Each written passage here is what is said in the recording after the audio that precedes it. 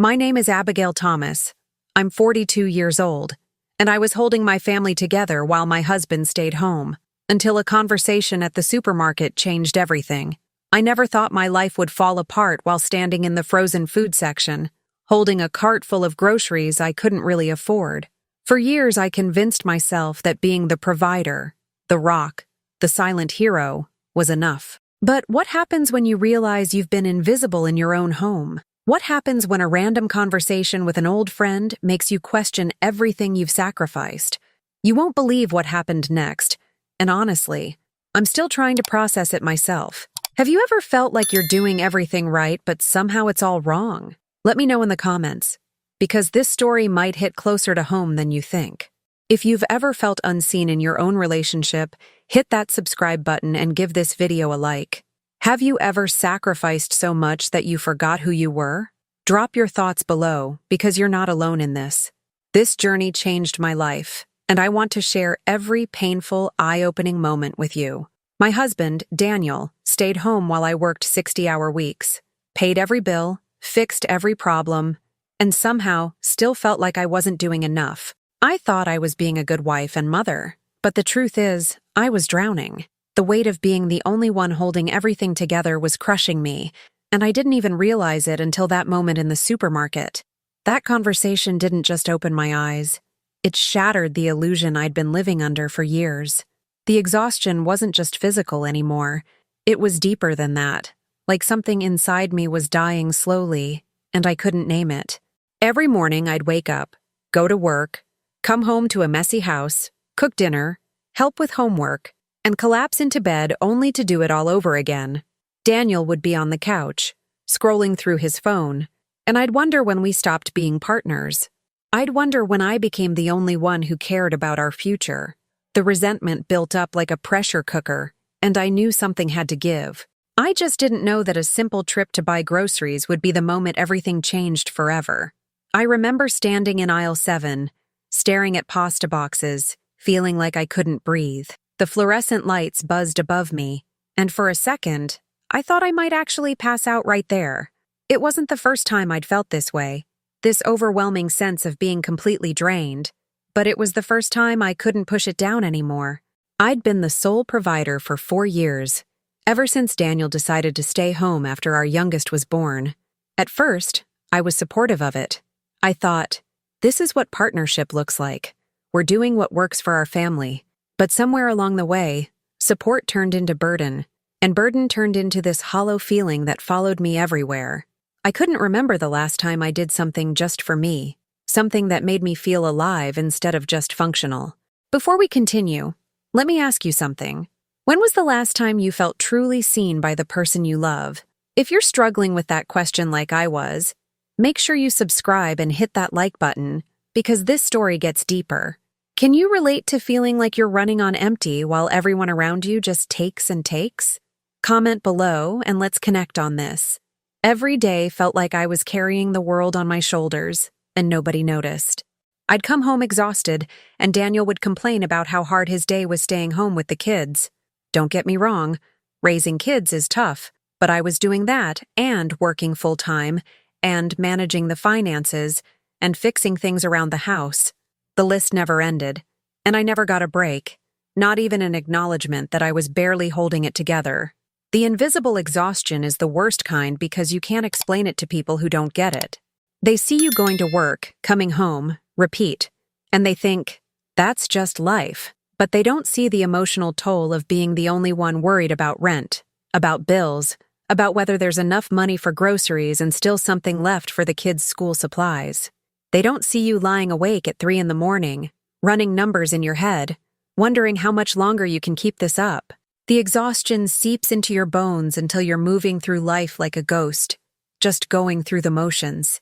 That's exactly where I was when I ran into Jennifer at the supermarket. A ghost of the person I used to be. Jennifer wasn't just any friend. She was someone who knew me before Daniel, before kids, before I became this hollow version of myself. We'd worked together years ago, and when I saw her in that supermarket aisle, I almost didn't recognize her at first. She had this glow about her, this energy that I realized I'd lost somewhere along the way. We started with small talk. How are the kids? How's work? But then she asked me something nobody had asked in years. How are you, Abby? Like, really, how are you? And that's when something inside me cracked. I felt tears burning in my eyes right there in the middle of the grocery store, surrounded by pasta sauce and canned vegetables. I couldn't even answer her because I didn't know how to be honest about how broken I felt. Take a second and think about this. When was the last time someone asked how you really were and actually waited for the answer? If that question hits you hard, hit that subscribe button and like this video, because we're diving deep. Have you ever wanted to break down in public but held it together just barely? That's where I was standing with Jennifer that day. She didn't let me brush it off with an "I'm fine" like everyone else did. She looked me straight in the eyes and said, "You look exhausted. When was the last time you did something for yourself?" That simple question felt like she'd just read my entire soul. I couldn't remember the last time I'd done anything that wasn't for someone else. Not for Daniel, not for the kids, not for my job. Just for me. We ended up sitting in her car in the parking lot for almost an hour, and I told her everything. I told her about the 60-hour work weeks, about coming home to a messy house while Daniel scrolled on his phone. I told her about the resentment building inside me like a volcano ready to explode. Jennifer didn't judge me or tell me I was being dramatic. Instead, she said something that made my blood run cold. "Abby, you're not in a partnership. You're in a one-woman show and you're burning out." Those words hit me like a freight train because deep down, I knew she was right. I'd been making excuses for Daniel for years, telling myself he was overwhelmed too, that stay-at-home parenting was hard. But the truth was, I was doing both jobs, provider and parent, and he was barely doing one. That parking lot conversation became the moment I stopped lying to myself about my marriage. Looking back now, I can see the warning signs were everywhere, but I'd become a master at ignoring them. It started small, forgetting appointments, snapping at the kids over nothing, crying in the shower so nobody would hear me. I'd wake up in the middle of the night with my heart racing, panic flooding through me for no reason I could name. My body was screaming at me to slow down, but I couldn't because if I stopped, everything would fall apart. Daniel never noticed the dark circles under my eyes or the fact that I'd lost 15 pounds from stress. He never asked why I was so quiet at dinner or why I spent every evening hunched over bills and budgets. The invisible labor was crushing me, and I was completely alone in it. Before we go further, I need to ask, are you carrying invisible weight that nobody sees? If you're nodding your head right now, make sure you subscribe and like this video because your story matters too. Have you ever felt like you're screaming inside but nobody can hear you? That's exactly what was happening to me months before that supermarket conversation. I'd come home from a brutal 10-hour shift, and Daniel would hand me the kids like they were packages he'd been holding for me all day. He'd complain about how exhausting it was to keep them entertained. Meanwhile, the laundry wasn't done, dishes were piled in the sink, and I'd still have to figure out dinner. I was drowning in responsibility while he acted like he'd climbed Mount Everest just by existing in the same house as our children. The breaking point almost came one Tuesday night when I got home at 9 p.m. after working late on a project deadline. Daniel was asleep on the couch, the kids were still awake watching TV, and the kitchen looked like a bomb had gone off. I stood there in the doorway, still in my work clothes, staring at the chaos, and something inside me just snapped. I didn't yell or throw things. Instead, I felt this cold, terrifying emptiness wash over me. I realized in that moment that I didn't recognize my own life anymore. This wasn't the partnership I'd signed up for. This wasn't the life I'd dreamed about. I was trapped in a cycle of endless work and zero appreciation, and the worst part was that I'd allowed it to happen. That night, I didn't wake Daniel up or clean the kitchen. I just walked to our bedroom, closed the door, and started wondering if this was all there was going to be for the rest of my life. The financial pressure was suffocating in ways I never expected. Every month felt like I was walking a tightrope without a safety net, and one wrong step would send us all crashing down. I'd check our bank account obsessively, sometimes 3 or 4 times a day, watching the numbers drop as bills came out automatically. Rent, utilities, car payments, insurance, groceries, kids' activities, the list never ended, and it was all on me. Daniel had completely checked out of the financial side of our lives, which meant I was the one lying awake, calculating whether we could afford new shoes for our daughter, or if we needed to wait another month. The weight of being solely responsible for keeping a roof over our heads and food on the table was crushing my spirit piece by piece. Here's a question I want you to think about. Have you ever felt like a walking ATM instead of a partner? If that resonates with you, hit that subscribe button and like this video, because you need to hear this.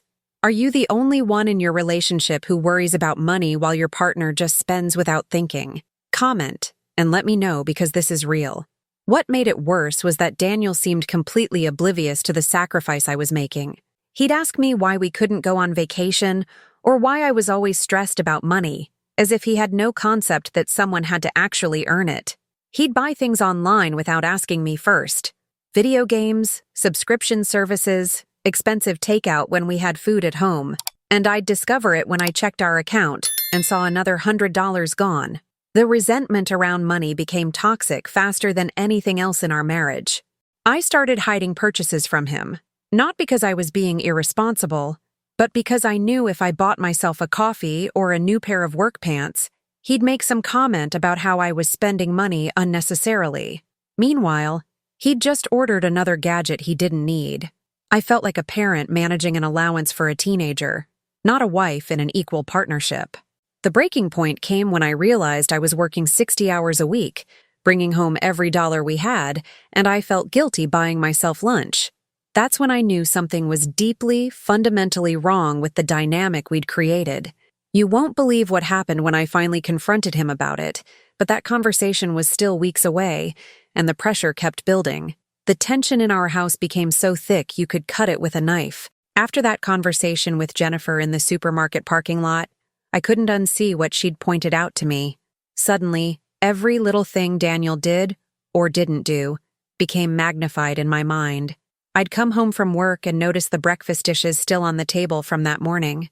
I'd see the laundry basket overflowing even though he'd been home all day. I'd watch him play on his phone while our kids ran wild, and something inside me would just burn with rage. The illusion I'd been maintaining, that we were both doing our best, that this was just how things were, completely shattered, and I couldn't put it back together no matter how hard I tried. Before we continue with this emotional journey, I need to ask you something. Have you ever had someone point out something so obvious that you wondered how you missed it for so long? If you're experiencing that kind of awakening right now, make sure to subscribe and like this video, because we're going deeper. Do you find yourself noticing all the little ways your partner isn't showing up? Let me know in the comments. The revelation that I was essentially running this family solo while Daniel played house was devastating. I started keeping a mental list of everything I did versus everything he did, and the imbalance was staggering. I scheduled doctor appointments, planned meals, grocery shopped, cooked, cleaned, worked full-time, managed our finances, helped with homework, coordinated playdates, remembered birthdays, bought gifts, and somehow still found time to be present for my kids.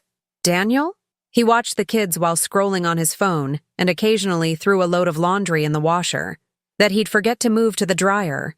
The mounting tension showed up in how we talked to each other, or rather, how we stopped talking. Our conversations became transactional and cold. Did you pick up milk? What time is soccer practice? Can you handle dinner tonight? There was no warmth, no connection, no partnership left between us. I'd look at him sitting on that couch and feel nothing but resentment and exhaustion. The man I'd married, the man I'd thought would be my partner through life, had become just another responsibility I had to manage. And the worst part was, he had no idea. He genuinely thought he was pulling his weight because he was helping with the kids and occasionally doing dishes. He didn't understand that I wasn't looking for help. I was looking for an equal partner, and he'd stopped being that years ago. The awakening didn't come all at once. It was more like a fog slowly lifting, revealing a landscape I'd been too exhausted to see clearly. After weeks of noticing every imbalance, every unmet expectation, every moment where Daniel fell short, I finally asked myself the hardest question: what do I actually need to be happy? Not what society says I should need, not what my mother told me marriage should look like, but what would make me feel fulfilled and valued in this relationship. The answer was painfully simple. I needed a partner, not another dependent. I needed someone who saw the load I was carrying and picked up half of it without being asked. I needed emotional support, not just someone who existed in the same house as me. Here's something I want you to really think about. Do you even know what you need anymore? Or have you been so busy surviving that you forgot to ask yourself? If you're struggling to answer that, hit subscribe and like this video because this realization changed everything for me. Have you lost yourself in the process of taking care of everyone else? Tell me in the comments. I realized I'd been living on autopilot for so long that I didn't even recognize my own needs anymore. I'd become a machine. Wake up, work, pay bills, manage household, sleep, repeat. Somewhere in that cycle, Abigail the person had disappeared, and only Abigail the provider, the mother, the manager remained. I didn't remember the last time I laughed until my stomach hurt, or did something creative just because it brought me joy. What I needed was so much more than just Daniel doing more chores or contributing financially, though that would have helped. I needed to feel seen as a complete human being, not just a function in our family system. I needed him to ask me about my day and actually care about the answer. I needed him to notice when I was struggling and offer support without me having to beg for it. I needed him to take initiative instead of waiting for instructions like a child. Most of all, I needed to feel like we were building a life together, instead of me dragging him through one I was building alone. That realization was both liberating and terrifying, because it meant I had to do something I'd been avoiding. I had to tell him the truth, even if it meant risking everything. The decision to set boundaries with Daniel felt like preparing for war. I spent days rehearsing what I'd say, anticipating his reactions, and building up the courage to have a conversation I knew would change everything. I'd read articles about setting boundaries in marriage, talked to Jennifer about how to approach it, and journaled until my hand cramped. But no amount of preparation could eliminate the fear that gnawed at my stomach. What if he reacted badly? What if he got defensive and refused to change? What if this conversation was the beginning of the end of our marriage? Despite the fear, I knew I couldn't continue living the way we had been. I was dying inside, and something had to change, even if it meant blowing up the life we'd built. Before I share what happened next, I need to ask you, have you ever had to choose between your peace and keeping everyone else comfortable? If you're nodding, make sure you subscribe and like this video, because you need to hear how this turned out. Are you terrified of rocking the boat even though you're drowning? Let me know in the comments because that fear is real. I chose a Saturday morning to have the conversation when the kids were at their grandparents' house and we'd have uninterrupted time. I made coffee, sat Daniel down at the kitchen table, and took the deepest breath of my life. I told him I needed to talk about our marriage and that I needed him to really listen without interrupting or getting defensive. The look on his face was somewhere between confused and concerned, like he genuinely had no idea what was coming. I started by explaining how exhausted I was, how invisible I felt, and how the imbalance in our relationship was destroying me. I laid out everything: the financial burden, the emotional labor, the household management, all of it. I told him I needed him to step up as an equal partner, not a helper who needed instructions for every task. I set clear boundaries. I would no longer manage everything alone. I would no longer accept excuses about why he couldn't contribute, and I would no longer prioritize everyone else's comfort over my own well-being. I told him that if things didn't change, really change, not just for a week or two, I wasn't sure our marriage would survive. The silence that followed my words was deafening, and I could see him processing what I'd just said, his face cycling through shock, confusion, and something that might have been recognition. Daniel's initial reaction was defensive, exactly like I'd feared. He started with, "I do help around here," and "You're exaggerating," which immediately made my blood pressure spike. But I'd prepared for this. I stayed calm and pulled out my phone, where I'd been tracking everything for the past 2 weeks. Every task I'd done, every hour I'd worked, every dollar I'd earned, every responsibility I'd managed. I showed him the list in black and white, and I watched his face change as the reality of our imbalance became undeniable. He tried to argue that staying home with the kids was hard work too, and I agreed. But I pointed out that I was doing that and working 60 hours a week and managing everything else. The defensiveness slowly cracked, and underneath I saw something I hadn't expected: guilt. Let me pause here and ask you something crucial. Have you ever had to prove your pain to someone who should have noticed it without being told?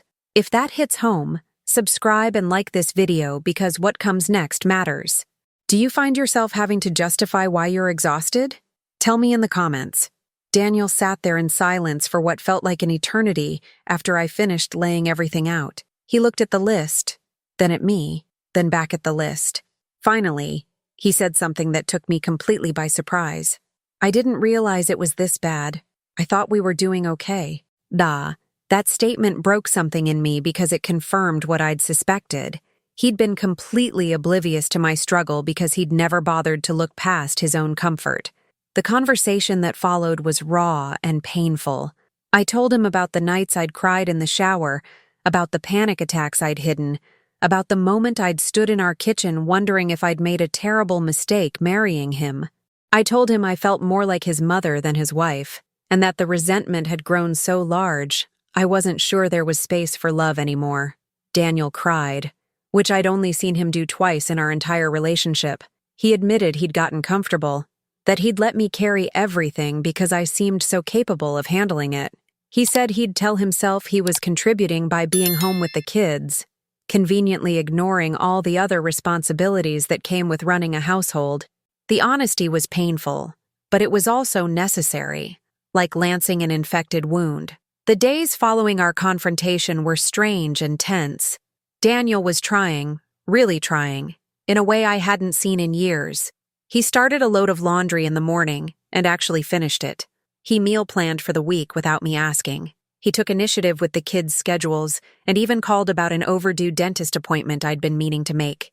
Part of me was relieved and hopeful, but another part was angry that it had taken me nearly breaking down for him to step up. I found myself wondering, why did I have to almost destroy myself before he cared enough to change? Why wasn't loving me enough motivation to be a partner? Those questions haunted me even as I watched him try to make things better. This is important. Have you ever gotten what you asked for but felt bitter that it took so long? If you're experiencing that complicated mix of relief and resentment, hit subscribe and like this video. Does anyone else feel guilty for being angry even when your partner finally starts trying? Comment below, because I need you to know you're not wrong for feeling that way. I talked to Jennifer again during this time, and she said something profound. Just because someone starts doing the right thing doesn't erase the damage of all the time they didn't. That hit me hard because it was exactly what I was feeling. I was supposed to be happy that Daniel was stepping up, but instead I felt exhausted from years of carrying everything alone. The resentment didn't disappear overnight just because he suddenly decided to be present. We had several more difficult conversations in those weeks. Daniel wanted to know why I wasn't more excited about his changes, and I had to explain that trust takes time to rebuild. I'd watched him start projects before only to abandon them when they got hard. I'd seen him commit to change after previous arguments, only to slide back into old patterns within weeks. So while I appreciated his effort, I was cautiously watching to see if this was real or just another temporary performance to get me off his back. The reflection period forced both of us to look at what we'd become. Two people living parallel lives in the same house, connected by logistics and children but not by genuine partnership. It was uncomfortable and painful, but it was also necessary if we had any hope of actually fixing what we'd broken. The fear that gripped me during this entire process was suffocating. Every time Daniel made progress, part of me waited for him to slip back into his old ways. Every time we had a good day, I braced myself for the inevitable bad one. The fear of being disappointed again, of letting my guard down only to end up right back where I started, paralyzed me in ways I didn't expect. I was terrified that if I believed in him, in us, and it didn't work out, the devastation would be worse than if I'd just given up from the start. Fear told me it was safer to stay emotionally distant, to protect myself, to keep one foot out the door just in case. But I also knew that if I never let the walls down, we'd never have a real chance at rebuilding what we'd lost. I was also scared of what people would think. If I stayed and things didn't work out, would people say I was stupid for trying? If I left without giving him enough time to prove himself, would they say I gave up too easily? The fear of judgment from friends and family added another layer of complexity to an already impossible situation. I talked to my sister about it, and she asked me a question that cut right through all the noise. What do you want? Not what everyone else thinks you should do. The problem was, I didn't have a clear answer. I wanted my marriage to work, but I also wanted to protect myself from more pain. I wanted to believe Daniel could change, but years of evidence suggested otherwise. The fear of making the wrong choice kept me frozen. What helped me push through the fear was realizing that staying stuck in it was its own kind of death. Whether I chose to work on my marriage or walk away, I had to actually choose instead of just existing in this limbo of terror and indecision. I started therapy for myself, not couples therapy, but individual sessions where I could work through my own trauma and fear without worrying about Daniel's feelings. My therapist helped me understand that fear was a normal response to having been let down repeatedly, but that I couldn't let it control my future. She taught me that boundaries weren't just for Daniel, they were for me too. I could give him a chance to prove himself while also protecting my own well-being. I could hope for the best while preparing for the worst. The fear didn't disappear, but I learned to move forward despite it. The most unexpected part of this entire journey was realizing that I needed to change too.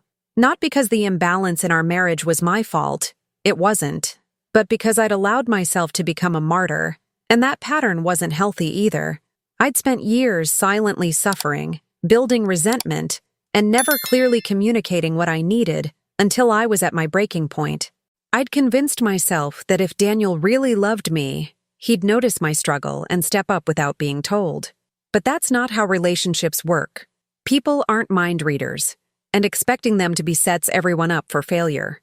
I had to learn how to advocate for myself before the resentment became toxic, how to set boundaries before I was completely depleted.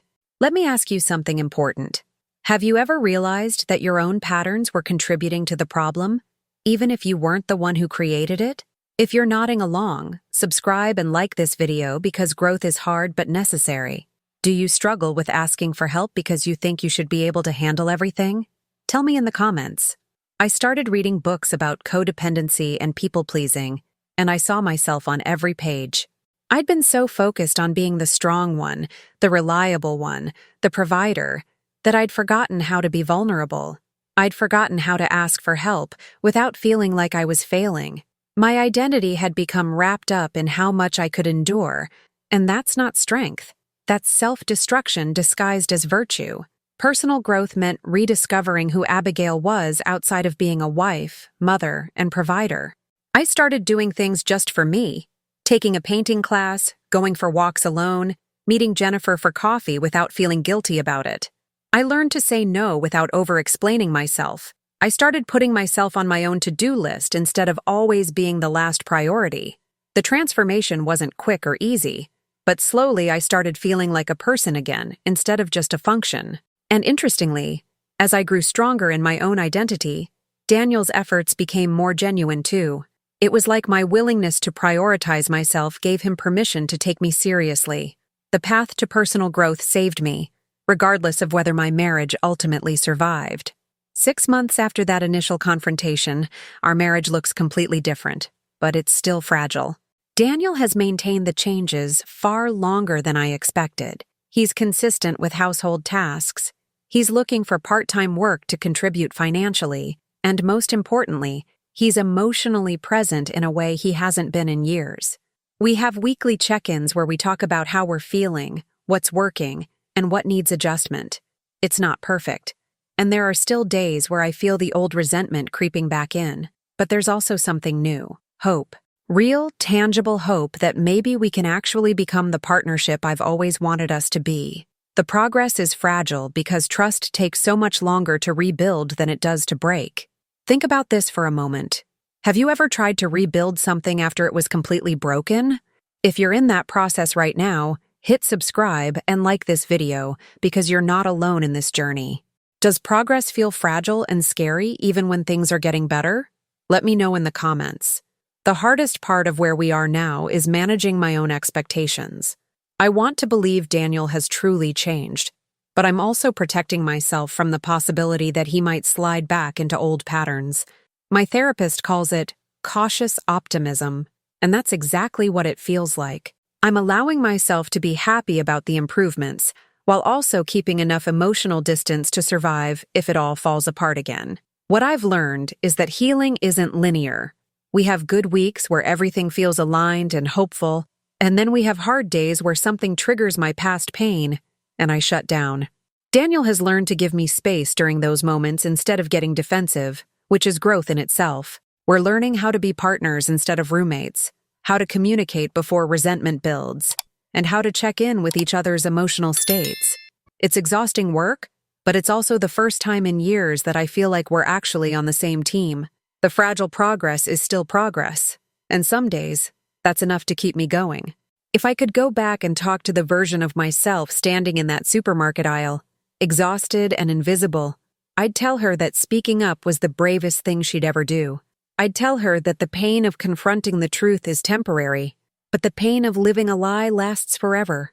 This journey taught me that I'm worthy of partnership, not just existing as someone's safety net while they coast through life. It taught me that boundaries aren't mean or selfish. They're essential for survival. Most importantly, it taught me that I can't pour from an empty cup, and prioritizing myself isn't taking away from my family. It's giving them the best version of me instead of a burned-out shell. The lessons from this experience go beyond just my marriage.